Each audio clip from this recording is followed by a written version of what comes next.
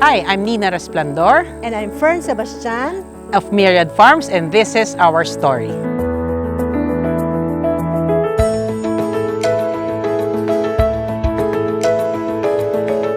We actually started 2017, kami ni Fernie.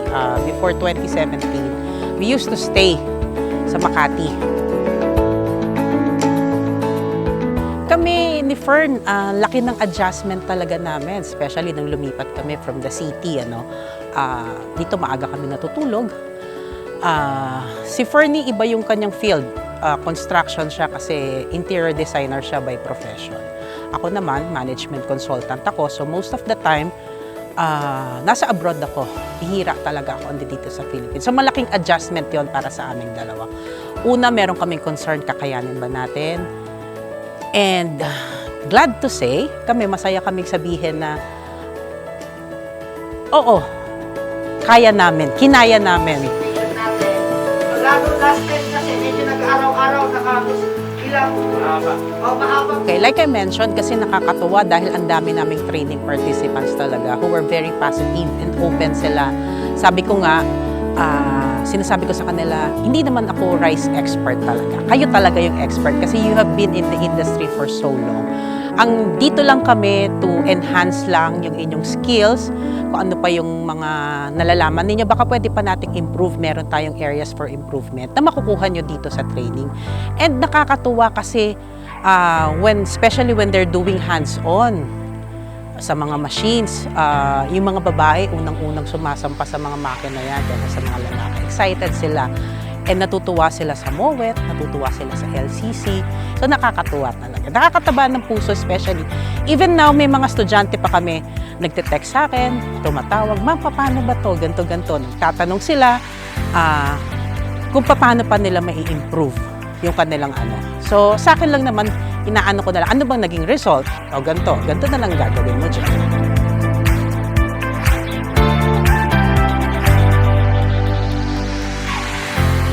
Ang advice ko lang doon sa mga gustong mag-venture sa agriculture, ini-encourage ko kayo. Huwag kayong matakot. Sa una lang yan. Eventually, you would learn the ropes eh. Kailangan lang talaga ng persistence at saka higit sa lahat, tiwala. Tiwala sa sarili mo, nakakayanin mo. Kasi kung wala kang tiwala sa sarili mo, hindi mo magagawa talaga. And sabi nila, pag farmer ka, mahirap ka. I beg to disagree. Kasi financially rewarding naman siya eh.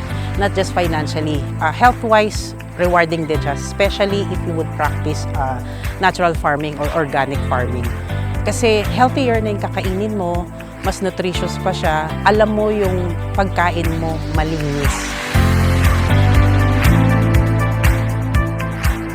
Mula sa pagiging business-minded or pagiging executive sa Maynila, magtatrabaho sa Maynila, to farming. So malaking jump yun para sa akin. So kung titingnan mo, naging malaking tulong sa akin yung training. Kasi from being walang alam, nagkaroon ako ng training. So nagkaroon ako ng knowledge pagdating sa pagpo-farming. So ano ba yung naging tulong sa akin nun? Unang-una, nakatulong ako sa nanay ko at saka sa tatay ko. Kasi simula noong bata ako, nagsasaka na talaga sila.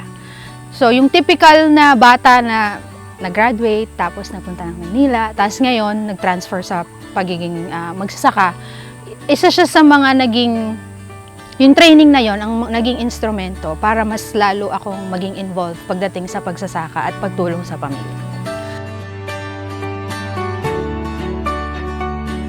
Mula nung nag-start ako nag-aral sa Myriad Farm, ay malaking tulong sa akin kasi na-improve niya yung pagsasaka ko. Malawak na yung isip ko sa pagsasaka. Maraming na idagdag na gagawin ko sa aking pagsasaka, na may improve ko sa aking bukid. Kaya laking pasalamat ko talaga na nakapag-aral ako sa Myriad Farm.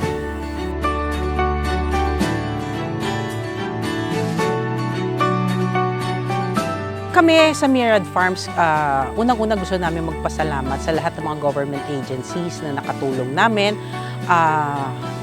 Unang-una, sa Villar Sipag. Kasi sila naman talaga yung nag-encourage namin. Sa amin, to apply as a learning site with ATI. And then of course, ATI, DAATI Region 3, Central Luzon, TESDA, PhilRice, PhilMec.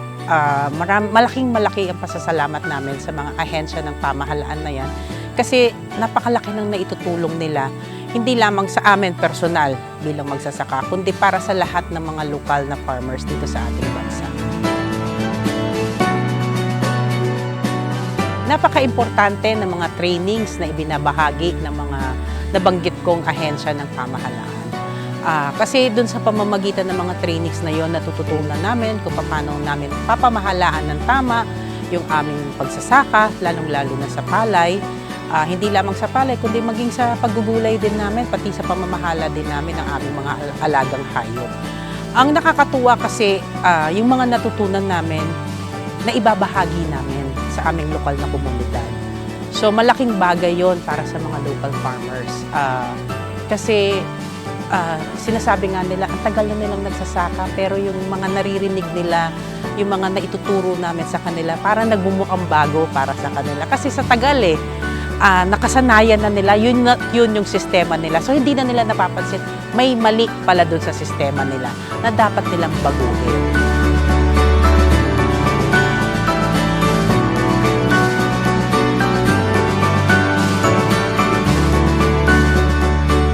Hopeful ako na sa future, karamihan ng ating mga magsasaka ay masasabi na nila sa sarili nila, proud ako, isa akong magsasaka.